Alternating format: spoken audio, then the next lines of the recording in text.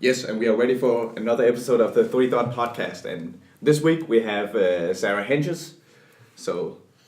And we usually also have Rasmus and Barbara in the studio. So what we're going to talk about today is we're going to talk about the history of hip hop and just cultural appropriation in hip hop culture. So Sarah, if you could please explain what's your specialty in this matter. Sure. So I teach in the U.S. at a university called the University of Maine at Augusta, and I pretty regularly teach a course about hip hop. Usually it's an online course. We have a lot of distance students in my courses. So I've been certainly not a fan from the inception of hip hop, but a little bit later when I went to college, discovered hip hop through a band called Spearhead, which is not often considered to be rap music, but I was looking for one of their albums and I went to a record store back when there were these things called record stores that you could go to. And I was looking for their album and I asked the person working there and he's like, oh, it's in the rap section. And I couldn't believe that it was in the rap section. And that was kind of my introduction to rap and hip hop. And now I love it and enjoy listening to it. And I love to teach about the things that I love. So hip hop is one of those things. So thanks for having me. Yeah, sure. It's always interesting to have an exchange professor from America when you are studying on an American Studies program, because you probably have some insight that we do not have we are basically studying from an outside perspective. One of the things I am interested in terms of hip hop, I don't personally listen to a lot of hip hop. I can from occasion because I do like it, but it's mostly in terms of a cultural aspect. I think it's fascinating. Because it came out of this kind of movement against police brutality in the late 80s and the early 90s. So can you try to inform of how hip-hop as a genre sort of grew up?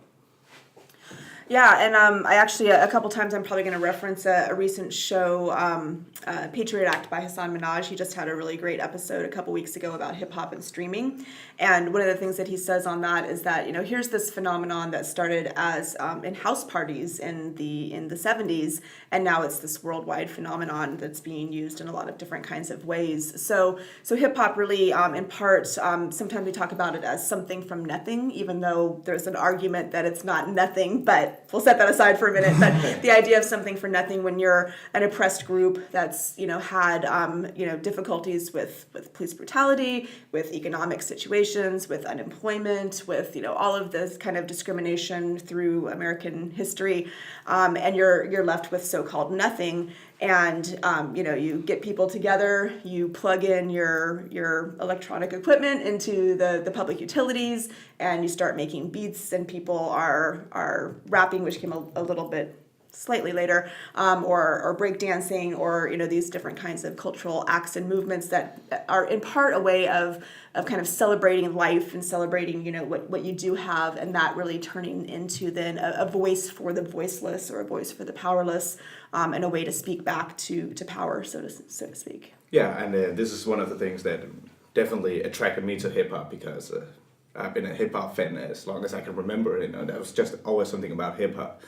So when I got into college, this was naturally the thing I wanted to study. So I've written different papers on this subject, and you're definitely right that it started with this, house parties, but also it started in the early 60s actually, more precisely originated from Bronx, where these different gangs actually decided to collaborate with each other to end gang violence and actually collaborate and spark this movement. So for me it was also pretty interesting, because there's two motives with this beginning of this hip hop movement, as I can see. Is the first thing is actually being from a poor neighborhood to actually do something that's entertaining. That's why you have breakdance, DJing, rapping, and then basketball comes later into this picture. And then the second one is the rejuvenation of black culture, because as we know that a lot of the music genres through American history has a huge influx of black culture, and like jazz and blues and all these kind of things, but they kind of lost their black identity, if you could say it so. And therefore you have the instruments, for example, the spin table, which was basically just the black neighborhoods being too poor to actually buy instruments in the 60s, then they had to turn their record player into an instrument. And then they pick up James Brown from the basement and actually give new life to these old music. So I just find it really fascinating. I think you just wrote a paper right there. That was beautiful. Yeah. So this is the kind of things that makes me attracted to hip hop. And while contemporary hip hop is certainly changed from that narrative, I still find it positive somehow. But it's not. I don't like the current hip hop as much as I would say I'm an old school head. But I'm not totally buried my head into the old school music. So Yes. So yeah. That's kind of interesting what you're talking about there. I remember, I think it was a couple of semesters ago, I actually thought about maybe doing a bachelor project about this entire notion of how, from my mind, I think it's sort of like African Americans have created a lot of American culture than we have today. As you're talking about the blues, it's basically the forefront for what became rock and roll. So African Americans, all in the entire of American history, have been oppressed, but at the same time, they have built up this culture and that is now dominated around the world. And I find that extremely fascinating. You can be so trampled down from society and still sort of create what we see as American today, or what is American. Basically, hip hop is today the most popular music genre in the world. Mm-hmm. It was like you could never have seen that coming for 10 years or 20 years ago, that hip hop will actually be the most popular genre over rock now. So when that news came out in like 3-4 years ago, I was like, I didn't know what to feel because I thought I was the only one listening to it. But it's real fascinating that it just began as this counter movement, but it's just become this mainstream movement, not just in terms of American context, but in global context. What are your thoughts on that? Yeah, I think it's interesting, and as you were talking a little bit earlier, the idea that, in part it's become this global phenomenon because of appropriation, right? Because if we look at what happened to the blues and jazz and all of those things, and as you mentioned, that got watered down, right, from those African American roots, and in part because it became popular and white people started doing it and white people started owning it and making money off of it and all of those things, and similar kinds of things have happened with hip hop. But I think one thing that's different about hip hop is that it is so versatile and it is so diverse that you really can't completely own it. Yeah. And so that's a positive and a negative to it, of course. And so we have a lot of artists who push the boundaries and take hip hop in new directions. And, of course, a real recent phenomenon of Hamilton, like who would have seen hip hop coming to the Broadway musical stage and telling the story of the founding fathers. Like that's pretty amazing. And I think that speaks to the power of hip hop, that it can reach these different kinds of audiences. Yeah, and for me personally, I think that this ties into the whole rejuvenation aspect of hip hop, because as I explained earlier, you did it in the 60s just to, spark new life into old school music, like James Brown and all these kind of things. And that's why I think that hip hop was just born to, rejuvenate all kind of things, because in the 60s, 70s, and 80s, it was the East Coast rap music that was predominantly popular with the boom bap and all these kind of things. And then when we go into the West Coast, we go into the gangster rap music from the late 80s to the 90s with the NWA, Ice Cube, and all those kind of rappers. And while in those two genres of rap music, they were most popular, and they always look down on the South. But today, now it's the Southern rap that's actually the new mainstream rap, and it's just fascinating to see how the hip hop just it becomes more versatile wherever it goes. I mean, rap is different in Denmark too. It has a different sound wherever you go, and that's why I think that you can't really say you can own hip hop, because it's just a totally different genre compared to others. So.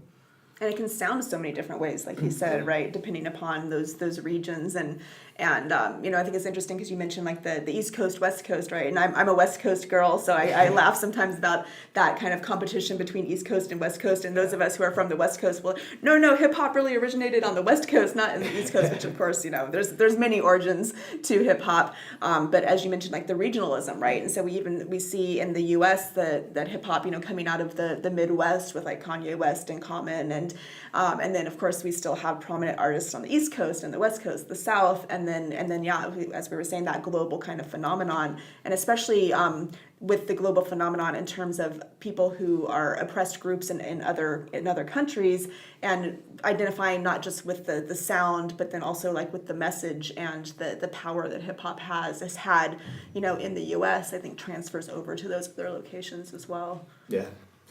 Yeah, exactly the thing I find so interesting about it. It's sort of like so powerful that it gives a voice to the powerless, and a way to they can sort of communicate their struggle and do it in a productive way without while coming out with their message, and while at the same time they are still getting criticized, especially in America when hip hop were becoming big in the 80s and 90s, that they're basically just speaking about how their life is and how they are struggling every day, but at the same time they are starting to get criticized by the media, and especially conservative media, that they are basically gangsters and thugs and so on. Yeah, bringing the hood into their homes, or exactly. some kind of things like that. And I think you're thinking about NWA specifically, right? Yeah. Because NWA was this rap group from Compton in the late 80s, where they changed cultural music, how you perceive music, because it were a lot of the things that you can say now in music you couldn't say before the NWA. They pushed the boundary on it. And I just remember this one press conference where a lot of the conservative media are like, why are you promoting gang violence and weapons and drugs and prostitution, all those kind of things, and it's just Ice Cube who just says, we're not promoting those things, it's just a part of our life. And that kind of changed the narrative on, you know, okay, it's not a choice we chose this, it's just the life that we are showing you. Yeah, and for a long time, of course, it's kind of a well-known fact now that this gangster rap was largely consumed by white suburban boys, right? And so I think it's interesting because it's hip hop embodies like all of these fears of white America, and it comes through in that music. And of course, they're really glorifying American culture and the violence and misogyny in American culture. It's not like hip hop made these things up.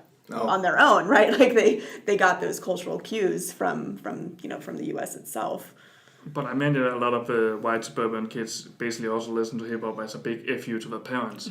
Yeah. So in that way, it was also a protest because we did not want to be controlled and we want to listen to whatever we want. And this music sort of speaks to them in more of youth generation than their parents came from. Well, it's the ultimate teenage music, to be honest. I mean, especially for young boys, want to, get in contact with their inner aggressiveness. Then you listen to hip hop, and that's perfect. That's what I feel. Yeah. So that makes totally sense for me. So it's just pretty interesting to see how hip hop has evolved and all those oppositions it has had through time, and now you're in a time where it's just part of the mainstream. It's totally different now. You don't see it's just become a mainstream music now, where it's rarely you see in hip hop music people who still have the essence of it, rebelling against the system. Now it's more, entertainment. It seems like there have become a more global collaboration between hip hops around the world, instead of just being a lot of the focus from America and deciding to rap about American culture and society. Now it's more a global society that has come out of this hip hop phenomenon. And this brings us into the main subject of this episode, because now that it has become this global phenomenon, it creates a problem with the debate on cultural appropriation. And if you could just explain the idea of cultural appropriation? Sure. So. Yeah, and I think that cultural appropriation is a touchy subject in a lot of ways, right? Because when we talk about cultural appropriation, I think there's automatically that negative connotation to it, and certainly there is a negative aspect to cultural appropriation in terms of when we're talking about cultural appropriation, we're really talking about power, right? And so the idea of who owns something, right? Like who owns rap music or who owns hip hop? Who gets to decide what's authentic and what's not authentic? Who gets to judge, whether something's been appropriated in a responsible kind of way or whether something's been appropriated in a horrific kind of way, right?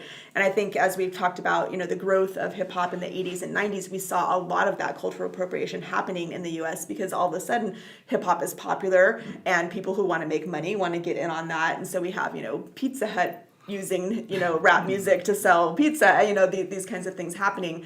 But at the same time, then we have, of course, we haven't said the word Eminem yet. And so that's exactly. Sure, we'll talk more about Eminem. And I was actually, as I was watching that, Patriot Act show, there's, rappers in Spain who are saying, there's people like Eminem, who's the most well-known rapper in the world, which I always think is really interesting. But we have someone like Eminem who had, so many struggles that, of course, have been made into movies like 8 Mile, but so many struggles around that idea of, like, can you be white and be a rap star in the U.S.? And, of course, then we see that hip-hop is deeper than just race then, because in terms of how Eminem grew up and the kind of class issues that he was dealing with, there are those kinds of connections that we find in hip-hop and the different kinds of oppression that we see. And so then people, again, using this art form as that expression, self-expression, or then also expression and kind of pushing back against the culture. So I think that it's interesting to talk about cultural appropriation and the way that it functions in the U.S., but then also as we look outside of the U.S. And so I'm sure we'll get into that more as well. When we're talking about Eminem, one of the things we are talking about in the last semester, we had about linguistic, and we talked about this idea about passing and crossing. I find extremely interesting, where you try to pass into another culture, or you cross into another culture, and this is sort of you either have to pass from the community to be a part of it if you're going to cross into this. And the interesting thing about Eminem, we're talking about that he's sort of trying to cross in and pass into this community. In a lot of ways, you could say he did, but at the same time, he didn't cross because he was part of the community and grew up in the society. So he never had to try to pass as being part of this hip hop community. So it's sort of have a touchy subject, because at the same time, Eminem, he knows a lot of the struggles with African Americans because he grew up with a lot of African Americans, and he does not say the N-word because he doesn't find it appropriate, even though he's probably might be one of the only white rappers who might be able to do so without a lot of a backlash. Well, there will be some backlash. I mean, there are people who are, African Americans who deliberately pass Eminem off as the greatest rappers of all time because he's white, because it's just uncomfortable. True. But that's obvious. I'm obviously not one of them, because I think the cultural appropriation at times it just seems too aggressive. I mean, because it just lacks nuance when you say that different cultural movements or music. It is owned by one specific group of people, because that's really hard to define who really owns it, because the Eminem thing is perfect, because this is someone who actually grew in the poor African American neighborhoods in Detroit and actually had to struggle with a lot of the same problems that many of the poor African Americans face in neighborhoods, aside from the race issue, and actually grew up with the music and actually perfected the craft. I mean, he's might be one of the best rappers alive in our generation. So it's really that case alone with Eminem. That's one of the things that highlights how cultural appropriation sometimes is out of touch with reality, in my opinion, if you ask me. Yeah, So, and it's interesting because when Hassan Minhaj starts his show on hip hop and streaming, he talks about I'm an immigrant kid in the U.S. and he says something like my personality is 65% hip hop, and he kind of breaks that down. But he speaks to like he says that's every immigrant ever, and so speaks to the power of hip hop for newer immigrant kids who are coming to the U.S. and how they find their voice through hip hop, and they're coming from all kinds of places, and that it's something he argues that it's something that everyone can tap into in that kind of way. Yeah, I mean, if I have to be perfect, have to be really honest here. I mean, I think all kind of immigrants in the world, or just minorities in general, hip hop music especially speaks something to minorities for some kind of reason. Mm-hmm. I mean, even in Denmark, as minorities, they really have a good. They're really well here when you compare to other countries, and still hip hop talks something to these minority groups, and I always find that fascinating how even though the conditions are far more worse in the U.S., how it can connect with people across demographics. So I think it gives them a kind of identity. It's given them a community, because even though they might have it better here in Denmark compared to America, these minorities are still sort of between two worlds. They're between their heritage from another country. In Denmark, it's mostly from Arabic or Muslim countries, and then living in the Danish society. So they sort of split. And I believe this hip hop or rap music can sort of give them this identity, sort of to connect the two worlds into one, and sort of again give them their voice and their story out there. Yeah, and so that's why the whole thing about cultural appropriation is difficult with hip hop. But obviously, even though I'm not a big fan of cultural appropriation, a lot of times I still find some places where I definitely think that cultural appropriation should be a thing. For example, because I think where it creates a problem, as you mentioned earlier, because the U.S. really have a history of black cultural things, being adapted into mainstream media, and then they get paid off it. I mean, one of my favorite albums in hip hop is Kendrick Lamar's "To Pimp a Butterfly." I mean, that whole thing, "To Pimp a Butterfly," that's the whole definition of white industry taking advantage of black artists. And obviously, so where do you set the line? Because I obviously have a line where how much culture can you take? I mean, it's okay you idolize people and you want to be them or some kind of things. I mean, dreadlocks, cornrows. I mean, it's okay you do that. Yeah. But when you start taking advantage of black artists until they can't produce anything more for you, that's the line I always set, because then you're talking about something really serious. So. Yeah, I think that's a really a good way to define it and to define that kind of line, because I think when ideas are out there, like they're out there and they're for anyone's use, right? And you can't control how ideas mesh and how they evolve. And a lot of hip hop itself, I mean, if we look at sampling as a practice in hip hop, right? There's within the U.S. there's lawsuits between classic artists who have been sampled by contemporary hip hop artists saying, I want my money, you can't use my music in your music, right? And that's within the same black culture. We have the earlier kind of generation saying, kids these days, I don't get it, and so it's so much more complicated in terms of that kind of evolution. But yeah, definitely in terms of the profiting off of someone's art, owning someone's mind and body, for instance, through that kind of art, that's certainly a good line to draw. But in terms of the use of beats and rhyming and music and all of these different elements, and of course we're kind of doing what happens when you talk about hip hop is like kind of gravitating to rap music, right? And so I'll pause to remind us that hip hop is a whole big rich culture that has gone into hip hop journalism and hip hop feminism and hip hop pedagogy and all of these different things. So those are other kinds of appropriation as well, right? The fact that they can go into all these different kinds of spaces, and so who draws those lines? And so part of that, I think, is like it's good to have that kind of line for yourself, and maybe deciding I'm not going to listen to this because it's been appropriated in this kind of way that I disagree with, right? And that might be a good kind of line to personally draw. Yeah.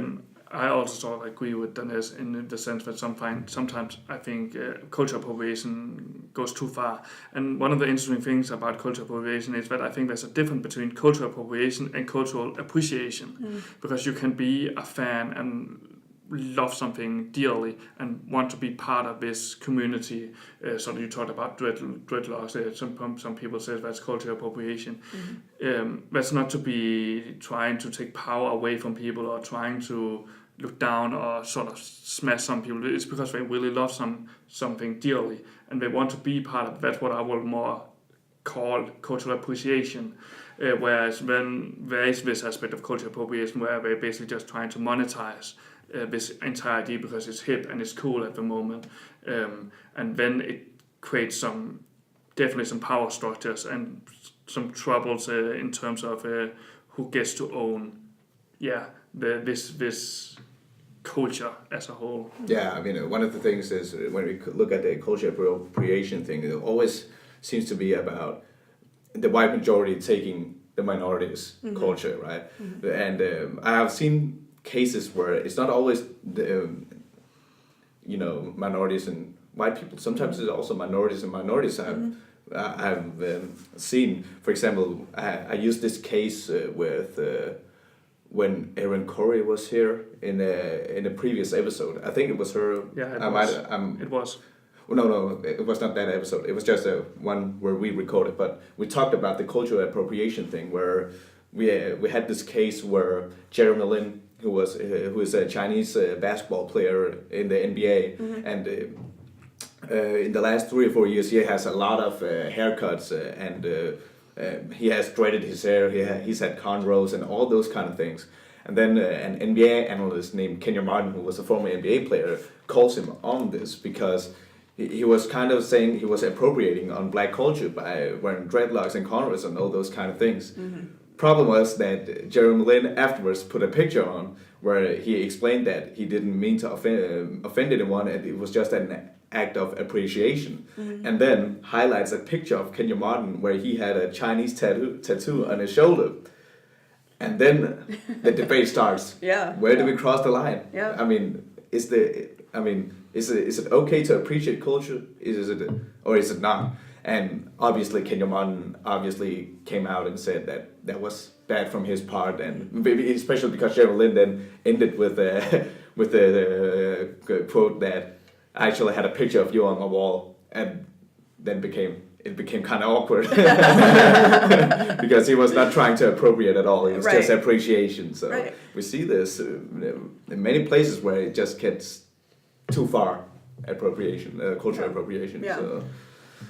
Yeah, I think that's a great example, and so definitely the idea of appreciation can become really problematic, right? So we have in the U.S. a lot of these parties on college campuses where people are dressing up in blackface, or they're having Cinco de Mayo, everybody wear a sombrero and whatever kinds of things, and they could make the argument that that's appreciation, but it's clearly mocking that culture and devaluing that culture as well. But blackface is way out of line. Yeah, exactly, because that's where I draw the line. Because there are also blackface is just, it's not really, it just has a negative cues to it, especially in the US. If someone did it in Denmark or Sweden or something, it's like, it's not, it doesn't have the same cultural context to it. But in the US, in my opinion, but in the US, it's really a problem because African Americans have been negatively stereotyped by these black faces for a long time in theaters and all those kind of things. So that becomes a problem, especially because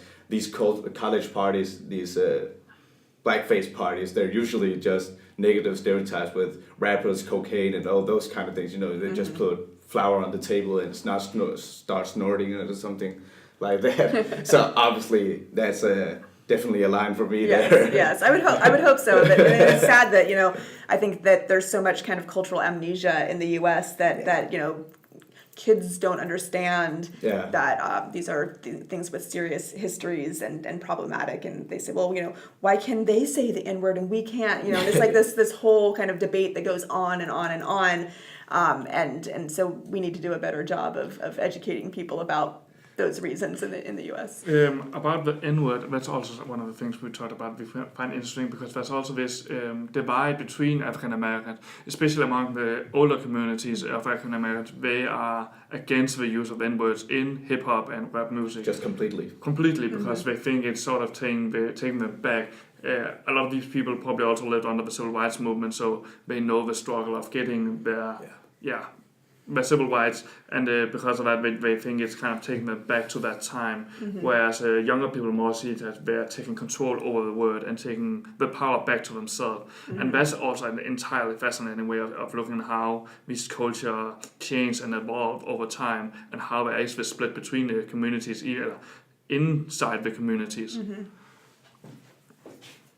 Yeah, I mean, the whole N-word thing is just just an interesting debate overall. I remember in the early 2000s when Nas, the rapper, actually wanted to release an album named the N-word. Yeah. And that created a whole lot of debate between the old school heads and the new school. And the whole thing for him was to start a debate on, can you really use this word as an album? Obviously he couldn't, it's just called N.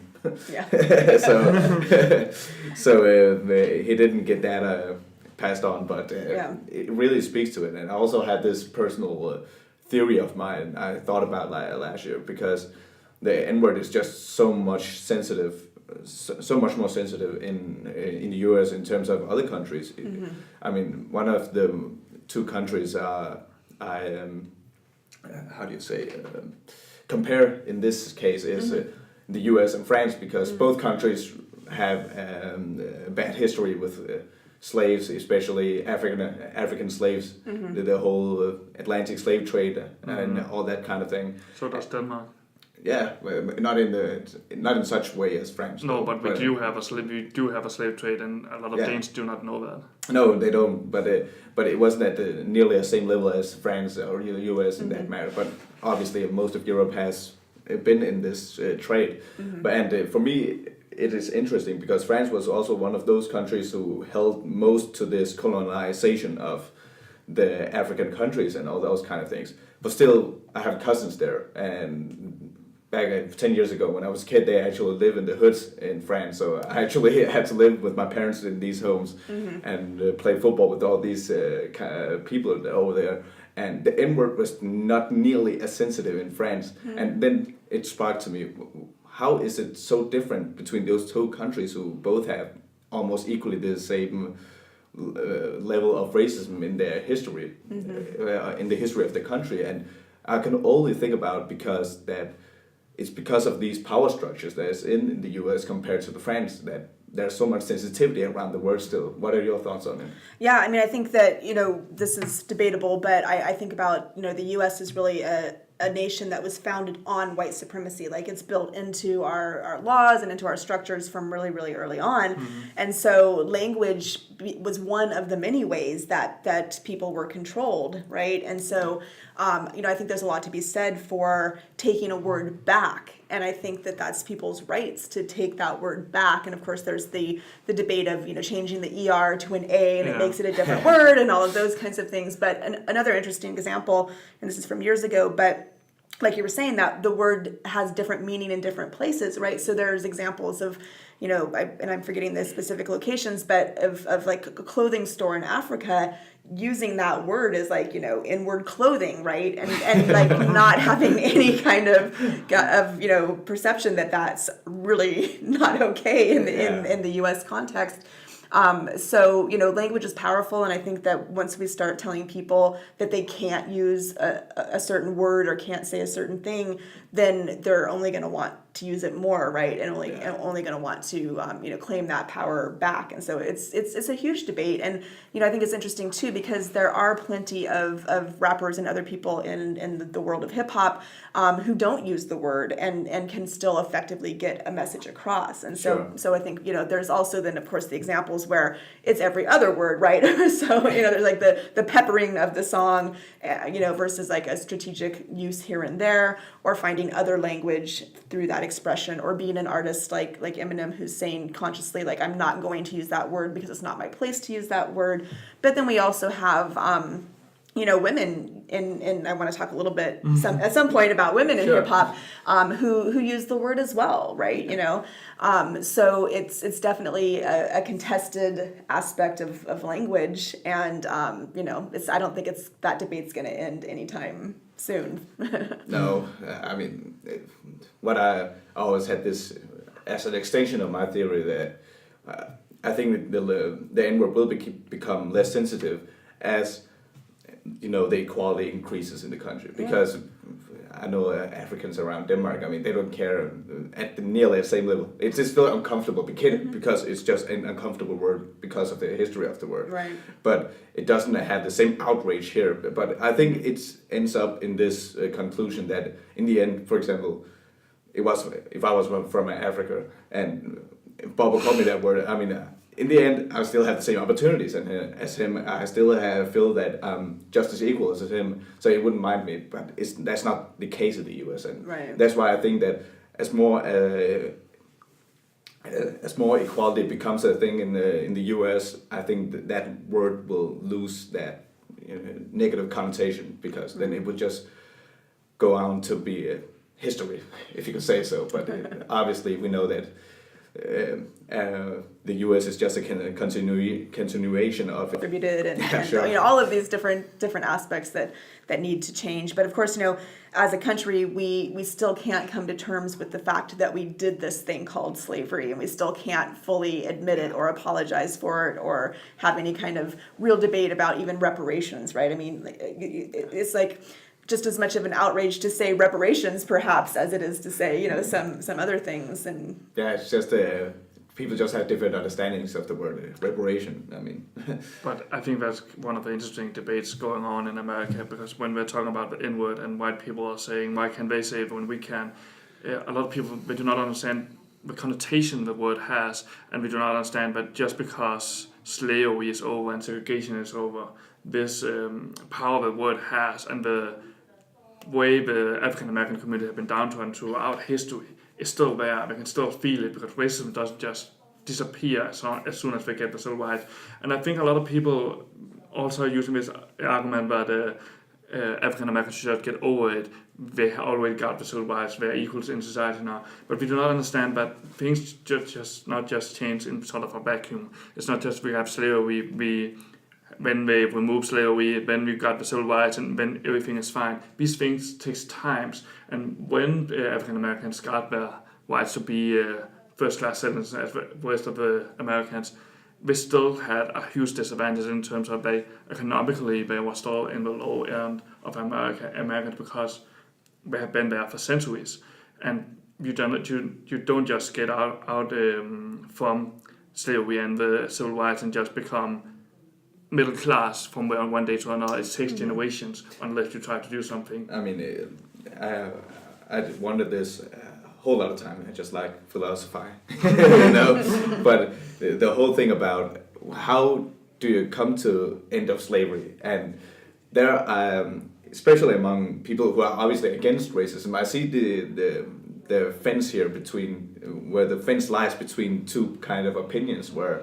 the one end is where I mostly put cultural appropriation with PC and all those kind of things, where you have this idea that if you ban all these kind of words, if you ban it from books, you ban it from music, you can never say these kind of things in public institutions and all those kind of things, then racism disappears.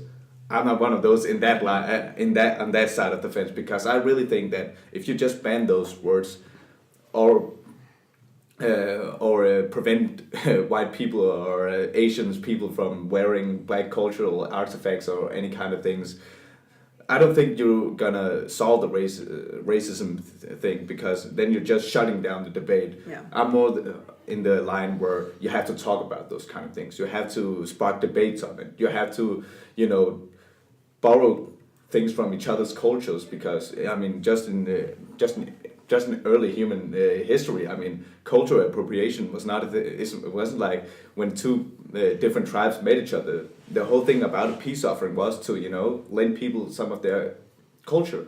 So I'm more about continuing the debate and coming to a conclusion rather than shutting the debate. What are your thoughts on that? Yeah, absolutely. And I'd say, on the line of our topic of hip hop, hip hop really has a great hand in continuing that debate, right? And, a lot of times when I teach American studies, I teach hip hop as a part of that because it is such a powerful medium to hear the stories and the voices of people that get left out of mainstream conversations about history or about politics and these kinds of things. And so a lot of the hip hop that I love the most would maybe be kind of in the category of conscious rap, Sure. and that kind of hip hop, there are some profound thoughts in that music, and a lot of artists who are also activists in their communities, and they're doing a lot of work, both in the music and the culture itself, as well as on the streets and making people's lives better in their communities. So a lot of them are walking in the walk, so to speak. One of my favorite groups, The Coup, who's a really independent artist out of Oakland, and their music is very political and is a lot connected to the Occupy movement, and has really powerful kinds of interventions in these mainstream kinds of ideas. And so I think that's again part of the power of hip hop is continuing and not letting those voices be completely shut out.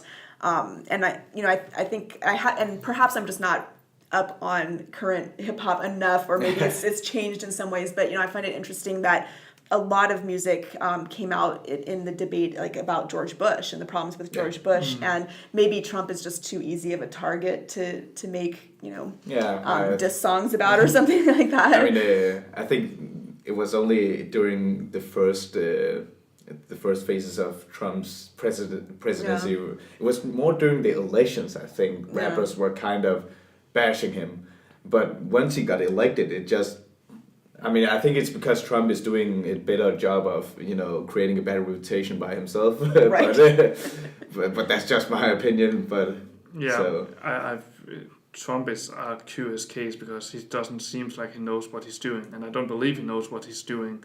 Whereas Bush, I also see him as incompetent, but he knows how politics works, where Trump doesn't. So I think a lot of ways, as you said, Trump is an easy target, where Bush was more a danger in some sense. But if he wanted to, he can really do some damage. And Trump sort of, he has an idea and he destroys it with a tweet the next day. Yeah. Yeah.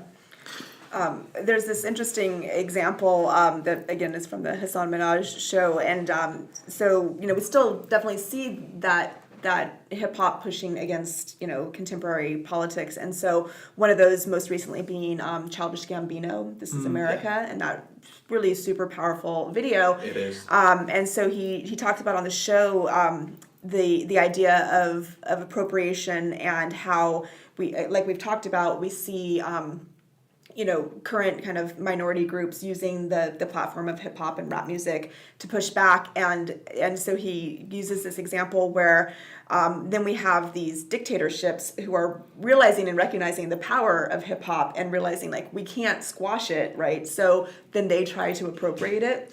So if you have a chance to check out the show, I definitely recommend it. And so he's got Putin at a rap concert trying to blend in and look like he's into hip hop.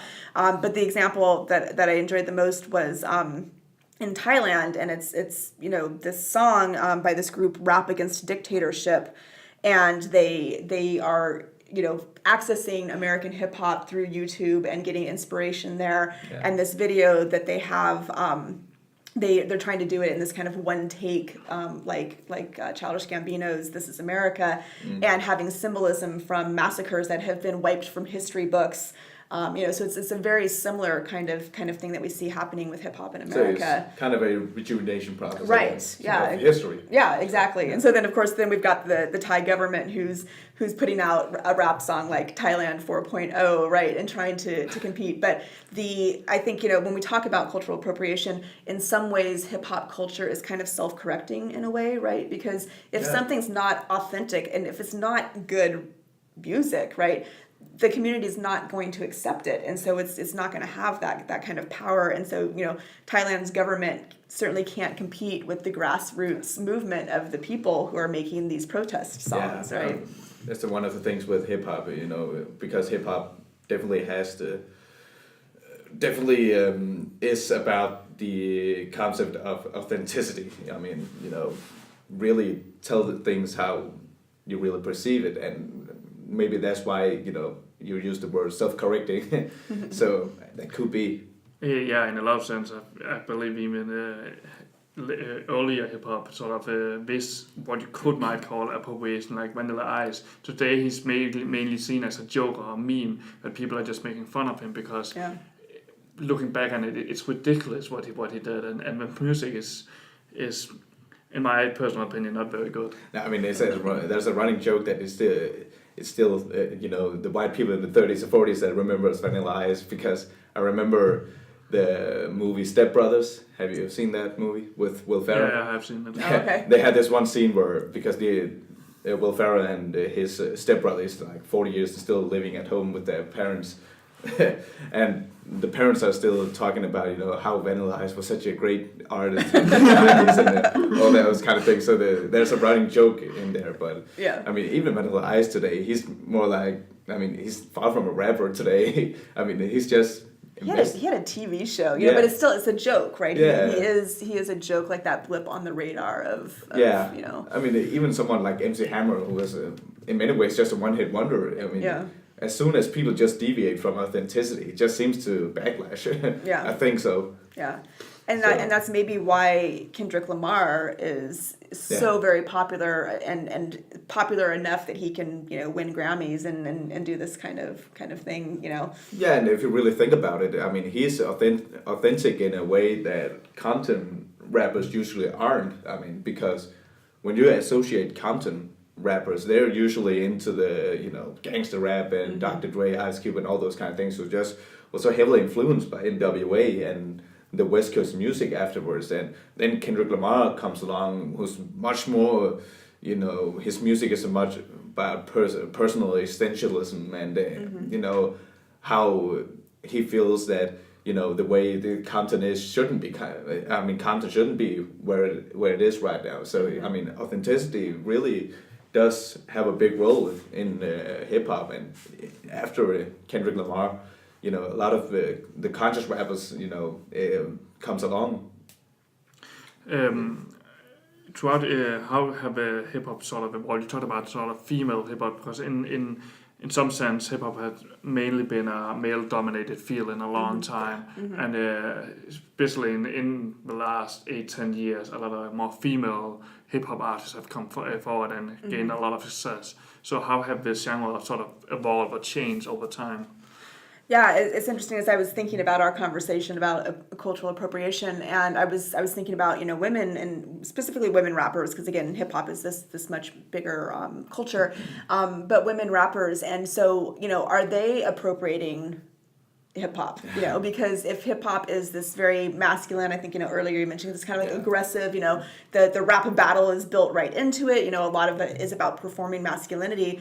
And a lot of the women who are successful are performing that masculinity, even if they're doing it about their own lives and their own needs and whatever, it's still this adoption of this masculine way of being, and having to, I think kind of the same thing with like women comedians, right? Like they have to make the same kind of dirty jokes that male comedians make in order to have that kind of success. And so we see like, Nicki Minaj, who has been a huge sensation, and she's got a huge group of followers, and she's definitely right there with the boys having these rap battles and putting them in their place, and it's very different versus like an artist who's one of my favorites is Invincible, who's more of an independent artist out of Detroit, and she is again a community activist, and she does a lot of music that's more kind of political and more conscious.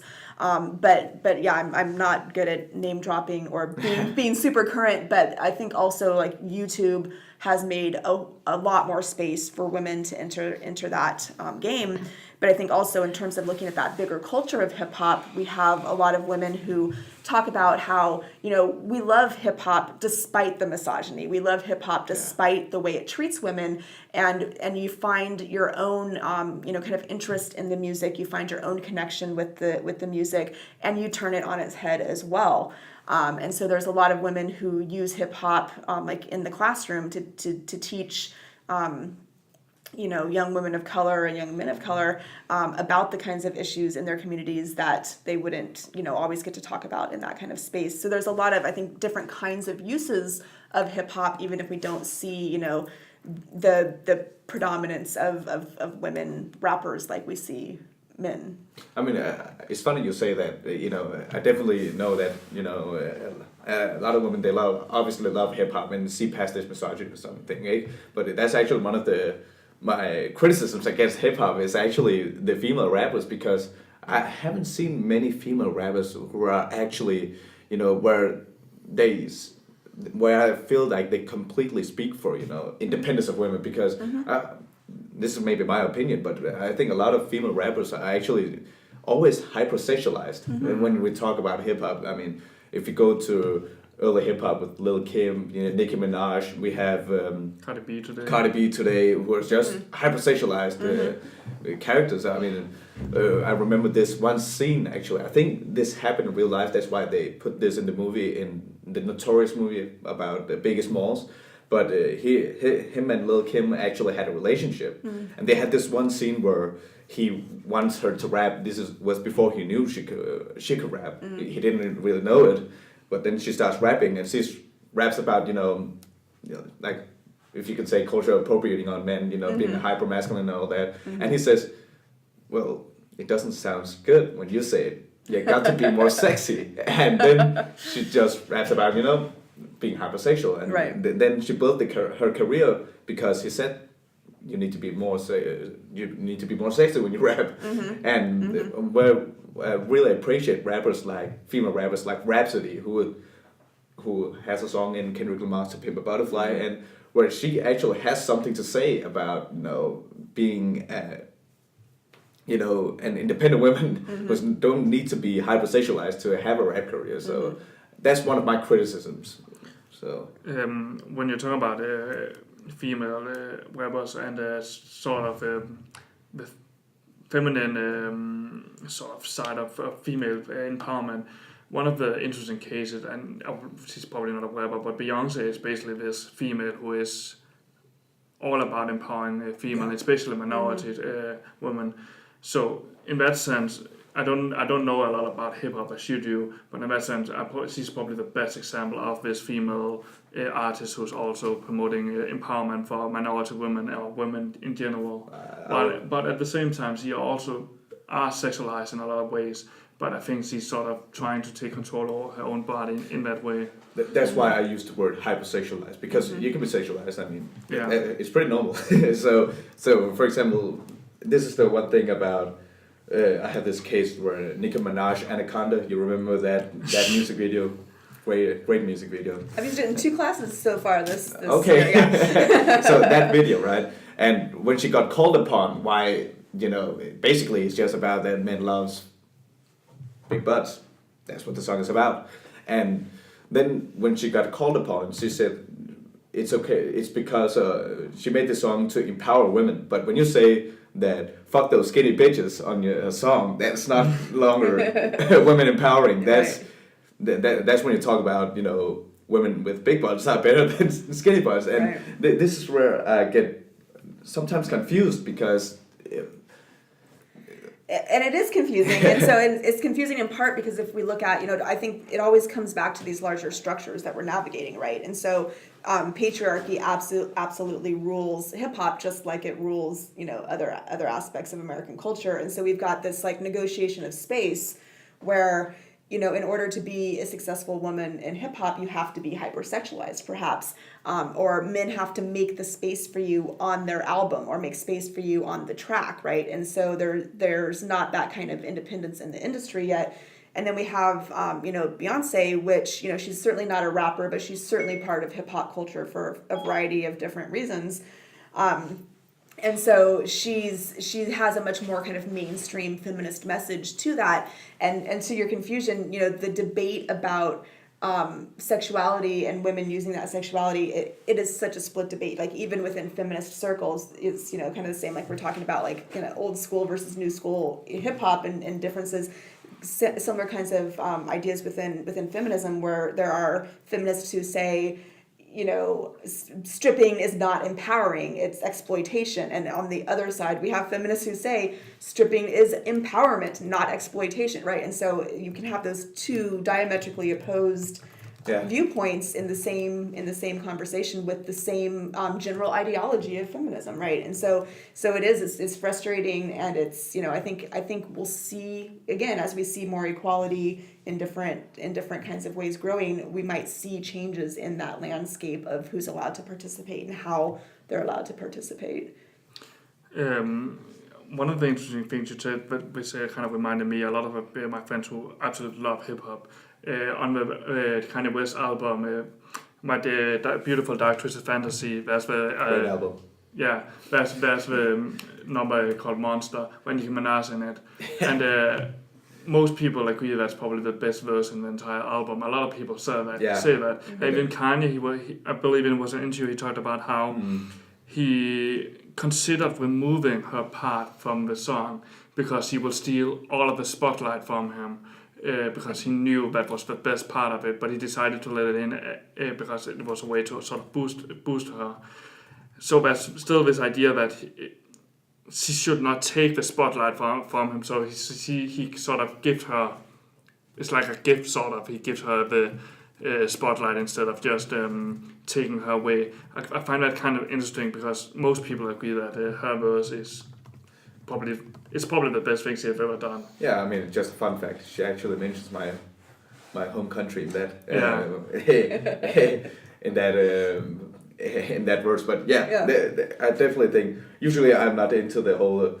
I'm not a big fan of saying the patriarchal rules everything. Even though in the U.S. I think that it's just an exception there because I only have a problem with say it's just the whole Western world that's ruled by patriarchy. But I mean, the U.S. is kind of different thing because I think you can't ignore it. But U.S. is the number one. Yeah. We're the best at patriarchy. Yeah, exactly. So, but talking about the whole thing about Kanye, I mean, that's just a funny thing because I heard the same rumor. I think it is true that he actually considered to remove her completely from the album. I mean, she actually has a huge role in that album in terms of narration, all those kind of things. So I definitely think that, you know, that just shows you the exploitation. Yeah, it's a great example, Yeah. and a great example also then of, you know, here's these artists who are men and they have power, and they have the power to say, I'm going to remove your verse, right? I'm going to remove you. And so even though she wasn't removed, right, there's still that kind of threat hanging over women. Yeah. And so that you have to sexualize yourself in order to even be on the album, right? Or even be in the same room. It's... Well, I think we're about to wrap up the episode. Do you have anything more to say than this? No, it's been a great episode. Yeah. So it's always fun to talk about hip hop. What about you, Sarah? Are you any closing remarks? No, I think, you know, I've really enjoyed talking to you guys, and, you know, I love talking about hip hop, and I love talking to, you know, students, and so it's been a lot of fun. And I will just say, you know, I think it's funny this idea of appropriation, right? And I was trying to come up with like, what's like some of the worst examples of hip hop appropriation that I could come up with. So I came across this Klingon rap. Have you guys seen this at all? No, So it's like people who do like cosplay and they're Klingons from Star Trek, right? And they're rapping. That sounds awful. It's awful. really quite awful. Or frat rap. Frat rap. From fraternities or? Yeah, I'm not sure. I haven't, you know, I certainly don't listen to it for pleasure. But yeah, I think these like, you know, horrible examples of just, you know, like Vanilla Ice kind of appropriation where it's like taking this art form that has all of this rich cultural meaning and all of this potential, and it's changing people's lives and it's changing politics and it's doing all these things, and then, you know, it becomes like this sideshow of people dressed up as Klingons who are rapping, you know. I know the worst example. Okay. I actually know the worst example. I just thought about it. It's a local church in the U.S. Oh, no. And they had this song called "Jesus Is My N-Word."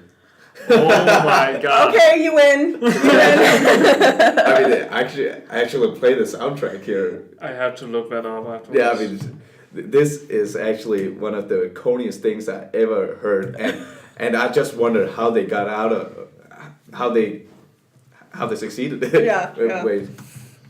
Well, Well, we're gonna listen to it post production, but anyone who wants to listen to that song, it's on YouTube. That's really cultural appropriation at its finest.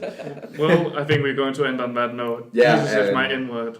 Yeah. So Sounds very American. So I think we'll wrap up here, and remember that we release an episode every week. And if you have a question for us on future episodes, please ask us the question on our personal or on our site on Facebook.